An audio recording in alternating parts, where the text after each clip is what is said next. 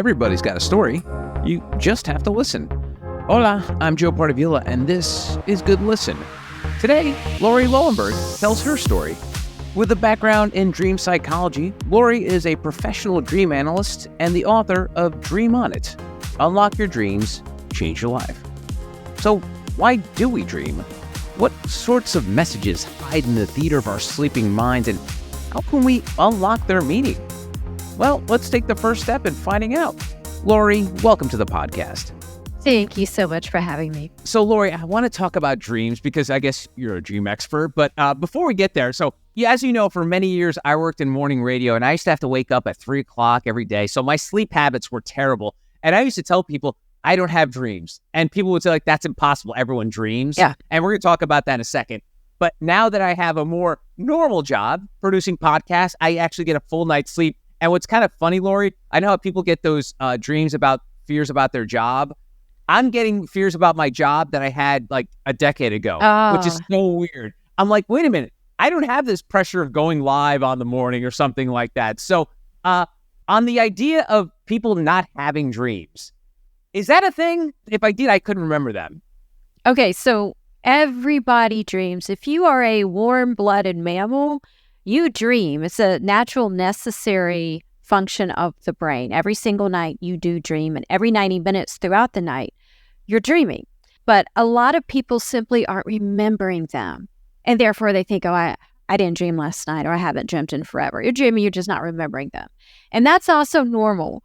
There's a lot of things that happen in the act of dreaming that don't allow us to remember them. In a nutshell, the act of dreaming, a good portion of it takes place in the same part of the brain where short-term memory is stored. So by nature, they're going to slip away really quick if you don't capture them as soon as you wake up. Interesting. Yeah. So, but why do you think, but do you think it now because I'm actually sleeping normally, I'm able to, my short-term memory is a little longer, I'm able to remember them now than before when I used to, when my sleeping habits were just horrible? Well, I think you're remembering them now more because you don't have to jump out of bed at 3 in the morning. So you now have the luxury of spending a little bit more time in bed when you wake up. And that's the key to remembering your dream. When you wake up, don't jump out of bed. That kills dream recall. You want to stay there for a few minutes, 3 to 5 minutes. And also don't move your body because the position you wake up in is the position your body was in when you were dreaming. So rolling over is just going to kill that dream. So yeah, that's why also, I don't know if you recall this, but during the pandemic, there was like this phenomenon going on called pandemic dreams. People were remembering their dreams like crazy. I got a lot of media out of it, by the way. So why am I dreaming about stuff from my old job, though? Why do you think that's coming up with me now? That's interesting. So a lot of people do find themselves back in their old job 10, 20, 30 years later. There's a couple reasons. It's kind of like when you quit smoking, you're still going to dream that you're smoking for quite some time afterwards. As the subconscious gets used to the new routine and that this is no longer a part of your life, it will taper off. Another reason you may get that is, especially years down the road, is because there will be something going on in your current life at that moment in your life that feels similar to the same kind of stress from back then. So let's get into dreams and you, because you've made a career out of this. And I'm sure growing up as a young girl, you were like, one day I'm just going to be a dream expert that's going to be on today's show and analyzing dreams and writing books. When did you realize this gift, I mean, for lack of a better word, that you could help folks with their dreams?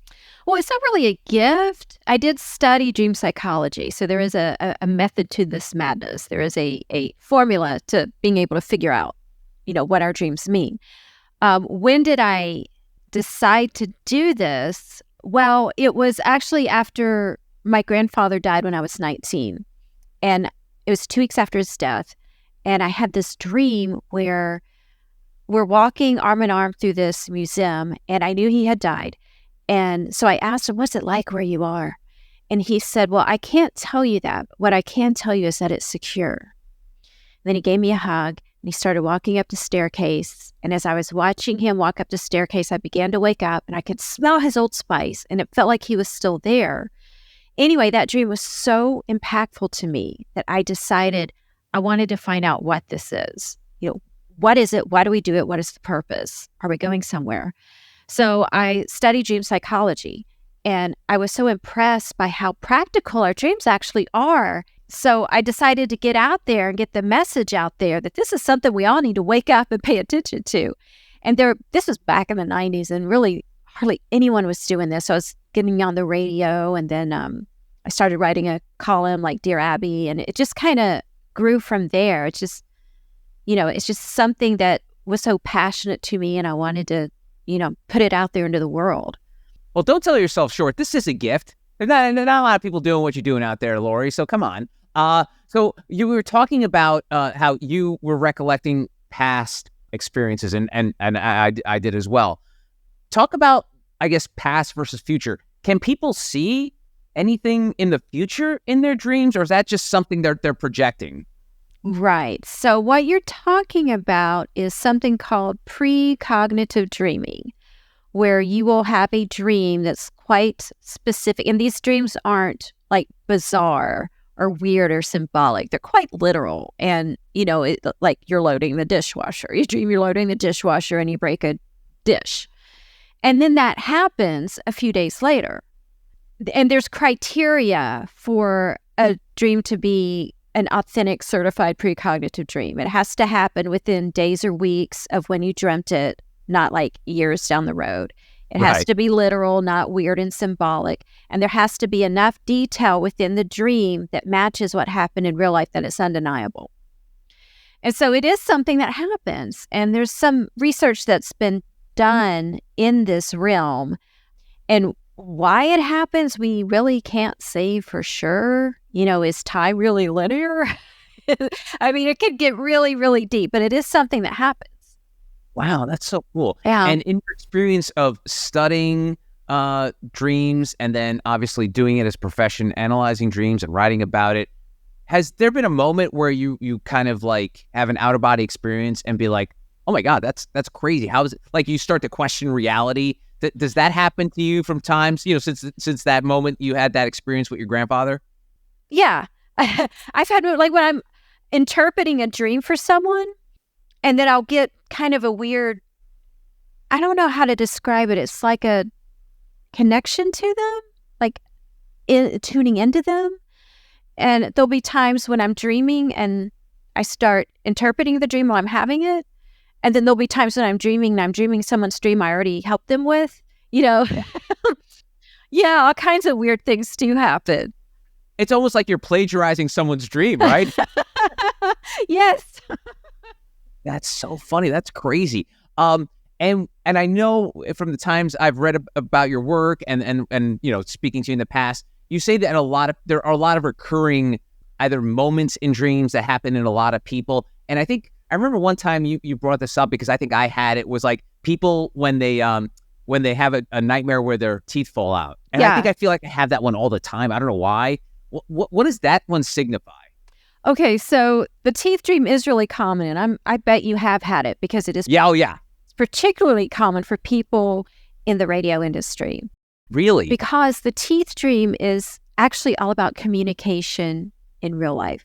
So when your teeth fall out, that means you've allowed something out of your mouth that should have stayed in there permanently, like your teeth. So people who don't have a filter, or people who tend to say things without thinking about it first, or people who regret what they've said later will get that dream. Wow. Well, don't tell my wife this. How soon I listen, because I get that dream a lot. And as you know, I can be quite outgoing and probably say things I shouldn't say. But the thing, here's where I come from. And I always tell this to folks whenever I'm having a conversation with a stranger, someone I know, it's like, when I ask a question or say something, it really comes from like a perspective of good. Like I only want to know and be curious, but I guess maybe deep down, I feel like I'm crossing a line and not knowing it. Yeah, it could be. Maybe you're subconsciously feeling like, I shouldn't have gone there, or I should have maybe worded it differently. All right. Well, now I know it. So when I have that dream, I don't have to wake up freaking out like, oh my God, I lost my teeth. I spent a lot of money at the dentist. What's another super common dream a lot of people get these days? The back at school dream. Oh. That one is that's what I get so much. And there's a lot of different variations to the back at school dream. So, let me know which one you've had. There's the one where you're unprepared for a test or a big project. Bing. There's the one where you can't find your locker or your class. Bing. There's the one where you can't graduate because you don't have enough credit. Oh, no, I haven't had that one. No. Oh, and this is the one I get the most, where you have to take either a semester or even all of high school all over again. Even though No. Oh, yeah. Oh, I hate that one. It's awful. Even though you've already graduated, but here you are again, having to do it all over again. So in general, what do a lot of those mean, the back to school dream? So the back at school dream is also so common because most of the time it's connected to something going on with your career or your job. Because school is your first job, and it's where you learn the dynamics of a job. You have to be on time. You need to be prepared, have done your homework. You want to fit in. You want to excel and keep on moving up to the next level. You're being tested and judged. Same dynamics as work. So when you get the back at school dream, you want to pay attention to the specific stress because it will be connected to a very similar stress in real life. For example, if you can't find your class or your locker, then that would likely mean you don't feel either that you are where you should be in your career or you're in a job or career that doesn't feel like the right fit. And the one where you're unprepared for a test or a big project. That's probably the most common one. So, of course, it's going to be connected to something in real life, in job or career where you're not feeling prepared. So it could be, evaluation time. Maybe you're trying to get a promotion and you don't know if you've prepared enough, or maybe you're learning some new skill set or new software or something, and you're not feeling up to the task. So again, the specific stress in the dream will be connected to a very similar stress in real life at the time. All right, speaking of stress, let's go from the business to the personal side. And I know Pink had that song a few years ago about like dreaming that her partner cheated and then she was mad at her partner the next day kind of thing. Yes. So what about relationship dreams when you either see like infidelity in a dream or maybe just something that's not really something that's happened in your relationship, but it could be foreboding of something happening? What about relationship dreams? Okay, so the cheating dream where you dream your partner has cheated, that's probably the dream I get asked about more than anything else. A lot of people, especially men, get slapped in the morning first thing. They're like, what did I do?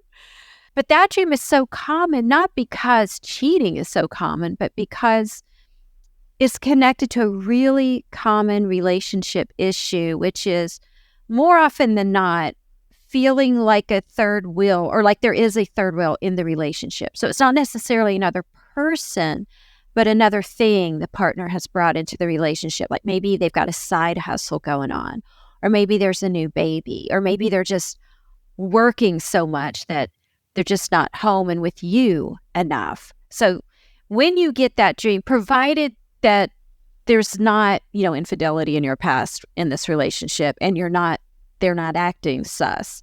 If that's not the case and you get this dream, then ask yourself what's going on right now that feels like a third wheel. And the dream is bringing it to your attention. It's shining a light on it so you can correct it in real life with your partner.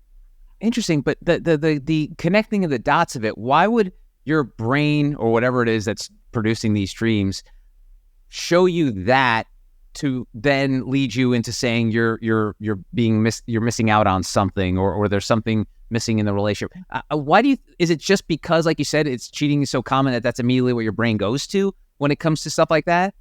Well, the main thing that will trigger a dream, that will create a dream, is a feeling. So if you've got the feeling in your relationship that you're not being given enough attention or that something's kind of getting in the way of how things used to be, the dream kind of formulates itself around that feeling. So essentially, deep down, you're feeling cheated out of the time and attention you feel you should be getting. And because cheating is such a common thing in relationships, yeah, your brain will go there. Wow. One thing that's common in a lot of my dreams is I'll see people that I haven't seen in ages or even talked to in ages. Yes. What the hell does that mean? Because if I wanted to talk to these people, I would, give them a text or hit them up on Instagram. But why are they popping up in my dreams? Okay, so there's a couple reasons. Our dreams very often borrow elements from our past to give us a message about the present. So when you dream of someone from your past, they're usually not playing themselves. Rather, they symbolize something about you. When someone odd that you haven't thought about or seen in years, you got to ask yourself, what is it that stands out about them when I think of them? Where does my mind go when I think of them? So wherever your mind goes, there's going to be something there that's relevant to you right now. For example, there's this kid from 3rd grade that will pop up in my dreams from time to time. Haven't thought of him in years. 3rd grade was decades ago. So I asked myself, well, what is it about this particular kid that comes to mind when I think of him? Well, he was shy. He never raised his hand. He always had his head down. I don't think I ever heard his voice. He was just the shyest person I've ever known in my life. So now I know whenever he shows up in my dream, it's my subconscious telling me I'm being shy right now. I need to stand up and speak up. Well, it helps that you're incredibly self-aware. I think most people would probably be like, why the hell is that kid showing up in my dream? You're very aware. And how about, all right, so that's people you know. What about, and I'm sure this is pretty common, when like a celebrity or someone you know of but don't know personally, is it very similar to the other? Yeah, same formula. With a celebrity, where does your mind go when you think of them? Is it a movie? Is it a character they played? Is it a song? Whatever it is, then you got to make the connection to something in your current life right now. Like so I'll give you an example of a client of mine. She was dreaming about Lenny Kravitz, and she didn't particularly have feelings for him one way or the other. So she couldn't figure out why he was in her dream. And I said, okay, when you think of him, what first comes to mind? She goes, well, he was in the Hunger Games. I don't like those movies. I'm like, okay, let's go there. What's going on in that department? Are you struggling with weight or anything? And she's like, you know what? Yes, I started a new diet and I'm starving. So that was the connection. That's crazy. Well, at least they weren't being put into like a game of death. So that's God. Good. She probably did feel like that, though. Oh, that's interesting. Now, when you make those connections with clients, that one, it seemed like it was pretty easy for you because she A plus, 1 plus 2 equals 3. But like, how deep do you sometimes have to go with folks you're working with? That maybe, unless I don't know if you want to go there, but maybe it's like deeper affliction, something horrible happened in their life. How do you dig into there where you're able to make them feel comfortable, but also help them by providing more context? Yes. So I do have a lot of clients where the dream, most of the time when a client comes to me, they have no idea what the dream's going to reveal. They come to me just because the dream's really sitting with them. It's like really, really upset them, or they're just intrigued and they want to know what it means. Or they've had a series of recurring dreams. They're like, why? Why do I keep dreaming this? So they don't know what's going to come of it. And the dream will always reveal something that needs to be addressed in their waking life. So I get a lot of people who are having bad dreams, a series of bad dreams. They come to me and it turns out they're getting these bad dreams because they've got a narcissist in their life and they're feeling abused and they're feeling trapped and they don't know what to do. And so it opens the door, shines a light on some issue the subconscious wants the person to correct, to heal, to make it better, and that is the purpose of dreaming, after all, is to problem solve and to improve ourselves. And so depending on what issue comes up when I'm working with someone on a dream, a lot of times I will just, if it's a really deeply, like they're trying to escape a narcissist, I will strongly encourage them to find a therapist who specializes in narcissistic abuse. Sometimes it can be simple things you can do yourself, like changing bad behavior of like the teeth dream. Perhaps you're one of those people who has no filter and you keep getting this dream and it's driving you crazy. Okay, well, once you correct that behavior, the dream stops. So start counting to 10 before you say something that you think might be a problem. So when you start to correct the behavior, the dream dwindles away until it never comes back. So people internalize and externalize these dreams. It's not just stuff like, me teeth falling out, but it can be both. Like they're seeing something in a partner that will affect their dreams. That's amazing how like our subconscious works like that. Yeah, the subconscious we are really very, very incredibly intelligent when we dream. Because the subconscious, unlike the conscious waking mind, the subconscious is brutally honest. The subconscious, unlike the waking mind, does not lie to us. There are no prejudgments. It's really your very authentic, true self when you're dreaming. Because when you're dreaming, there are no distractions. The lights are out, your eyes are closed, you've shut out the outside world, and you've gone deep into your own self.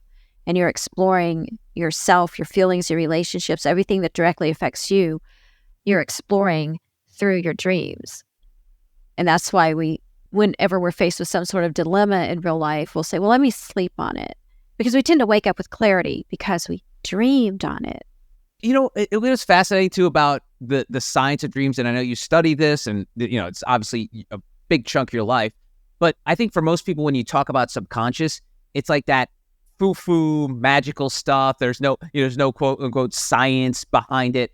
How much do we know about our subconscious? You've obviously dug deep into this, studied it for years and practiced it for a long time. But are we just scratching the surface about what we know about our own self-conscious? I think so. I think that there's a lot more to learn in research as far as how the subconscious works.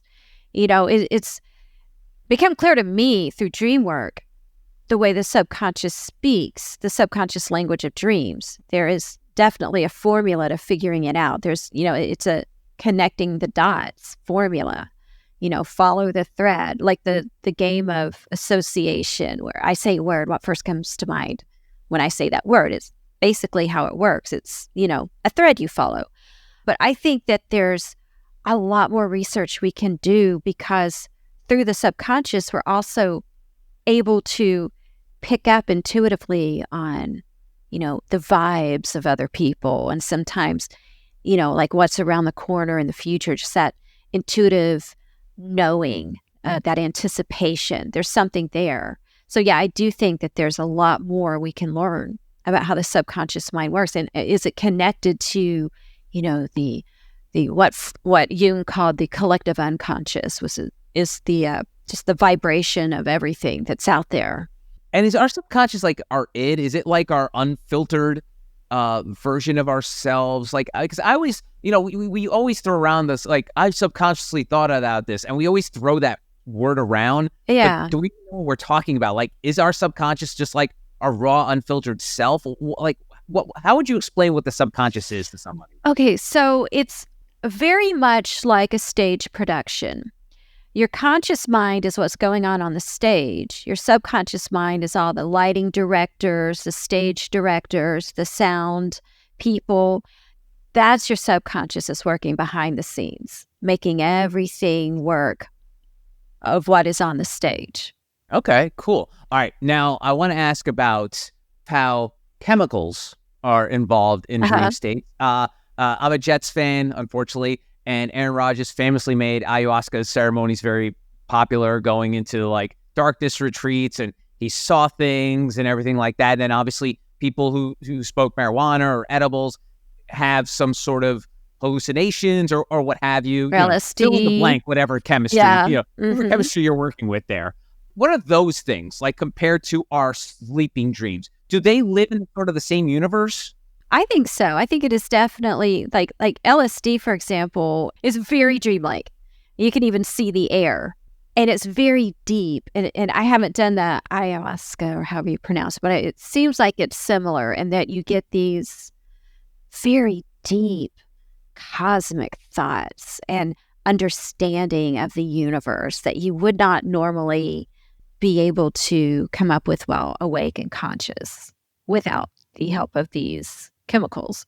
So I think that they trigger something in the brain that connects or kind of opens the door, pulls the veil away between the conscious and the subconscious, so that the subconscious wisdom and workings could kind of bleed through while you're awake.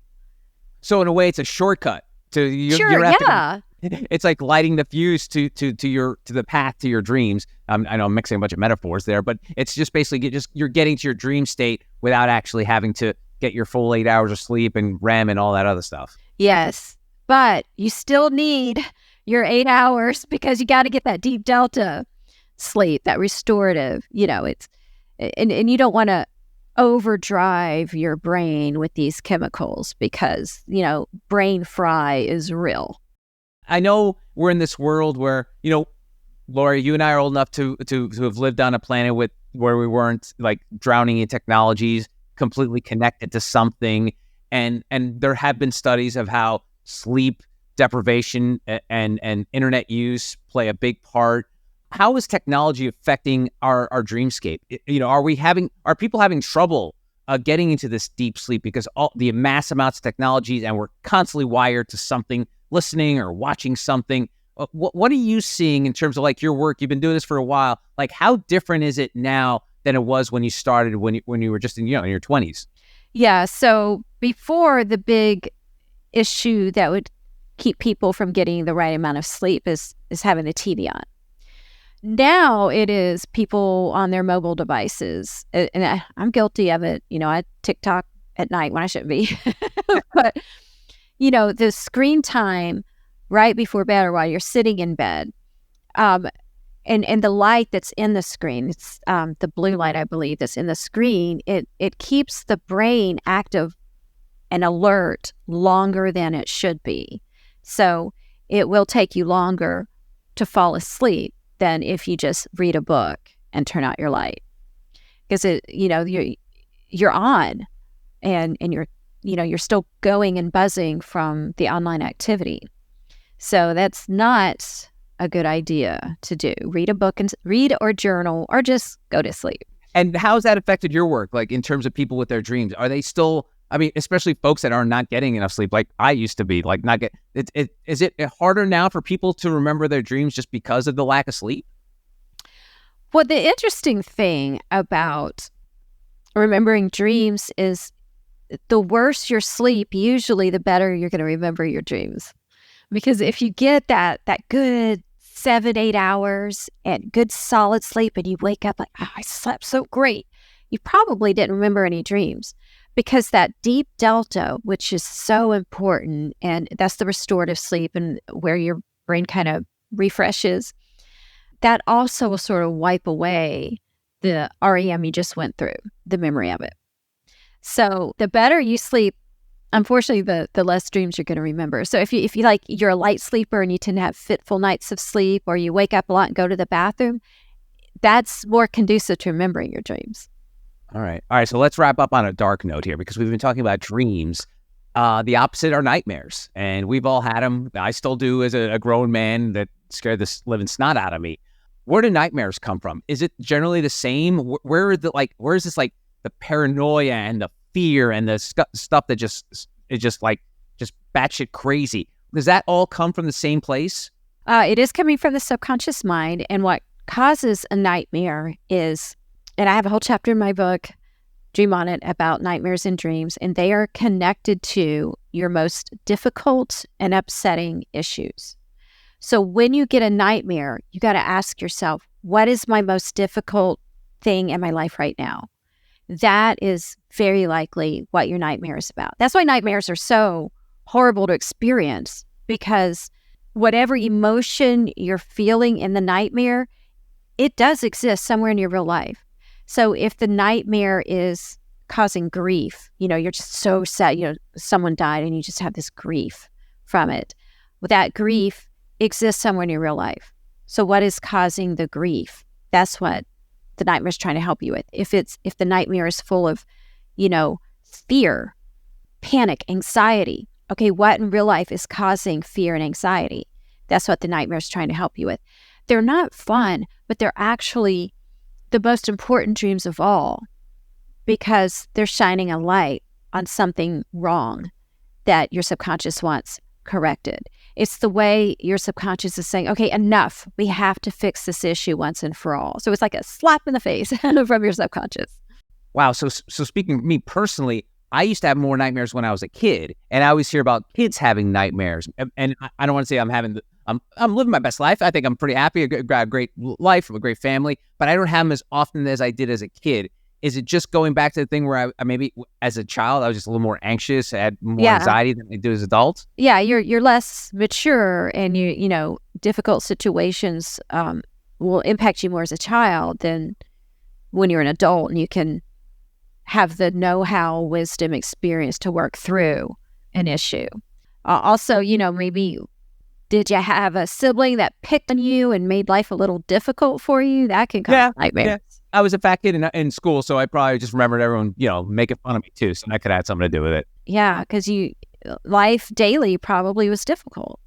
All right. Well, I'm happy now. I got, I'm sure you can complain about something, but nothing that's popping up in my dreams. And so let's talk about you and your future. Like, what's the future of dreams look like for you? Is there anything else you can do in this space? I mean, how does technology play a part in it? Like, tell me about your future. Okay, so when AI came on the scene, I hated it because I'm also an artist. And so the first thing that was upsetting to me was how it was, all these AI art tools were pulling from actual existing art, and also had the potential to make art jobs redundant.